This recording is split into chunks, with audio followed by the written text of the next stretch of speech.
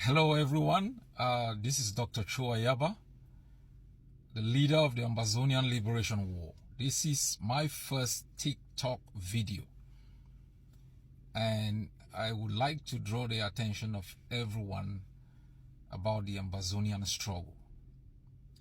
The Ambazonian struggle is a struggle for African nationalism.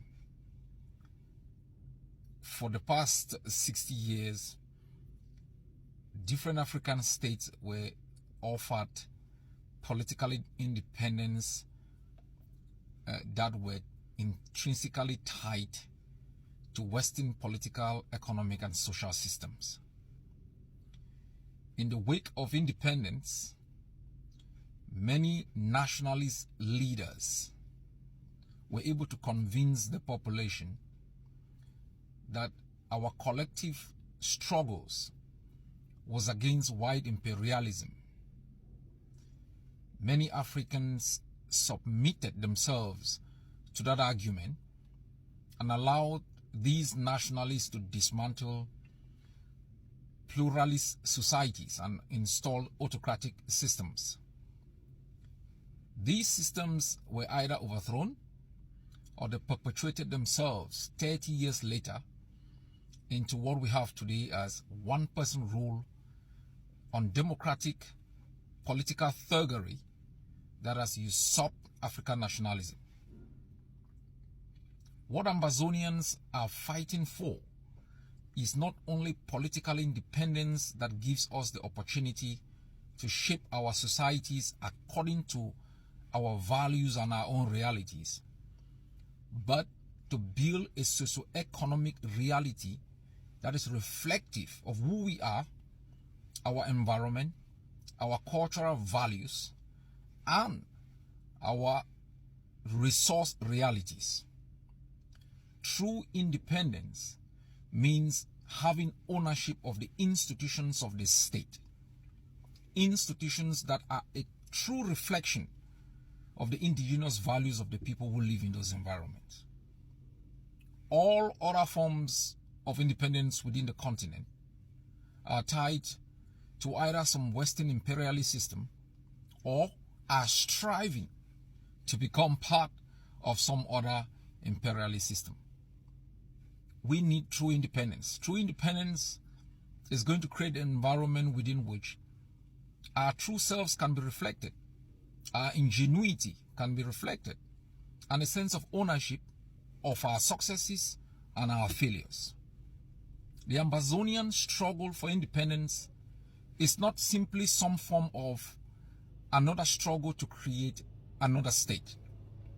It is a struggle for the preservation of the first democratic state within the continent of Africa, a state where we observe the first peaceful transition of power from a ruling party to an opposition party, a state within which our people could inject their knowledge in creating opportunities for themselves and for the society.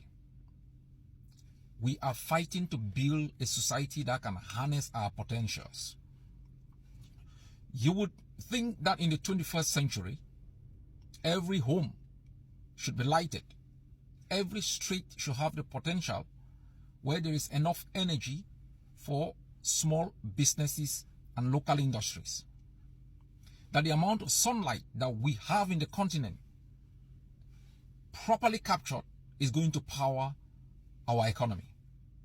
That the amount of rainfall that falls within the rainy season should make the dry season look like a miniature rainy season. That the touristic attractions that we have could be able to generate enough wealth to build a health sector where malaria, typhoid, and other diseases become a thing of the past. A healthy people create a healthy economy and a productive economy. It is a shame that 60 years into pseudo-independence, our airports, our seaports, all of our institutions are still managed by foreign companies whose primary objective is the accumulation of enough wealth, without any regard for the environment, without any regard for social services, for the creation of opportunities, for the training of local human resources. The Ambazonian struggle is also against a state that ran tanks over into our own land in 1961. The state of Cameroon is a monumental disgrace within the continent of Africa. For 62 years, since independence on the 1st of January 1960, Cameroon has been ruled by two men. Two men who have built an autocratic reality. The Cameroonians have simply surrendered themselves to it. It is one of the most corrupt states in the world, where its citizens are abandoned to die on the street. It has nothing to offer its own people. Neither good roads, educational opportunities, an economy that can create jobs, or a society that you can be proud of.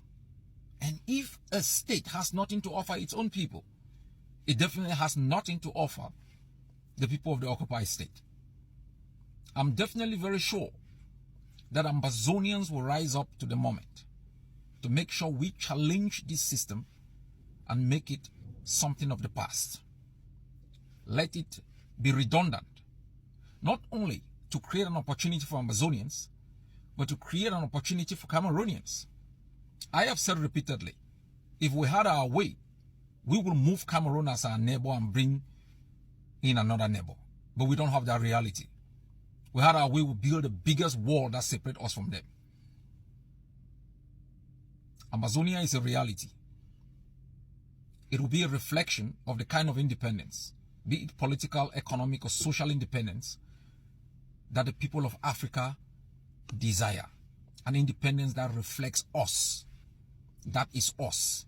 Institutions that is made by us. A reflection of our reality.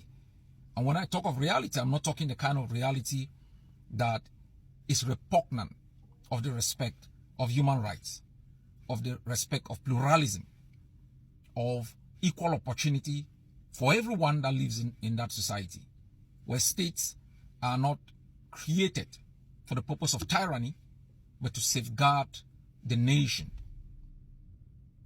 God bless everyone.